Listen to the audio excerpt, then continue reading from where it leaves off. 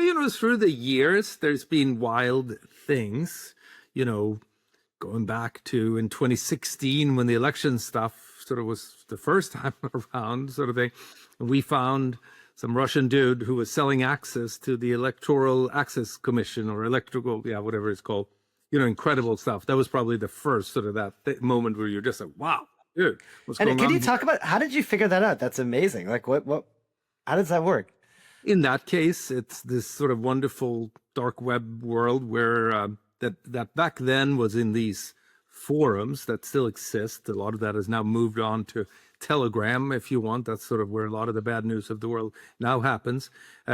But some guy there had broken into this thing called Electoral Assistance Commission, EAC, and he had hacked it in good ways using a SQL inject, extracted a whole bunch of information, but maybe more importantly, he went back out and said, "I'm selling access to this.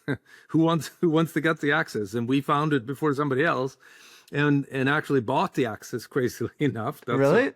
yeah, Wow. and took custody of it, and then went back to the government and said, "You may want to make this thing go away."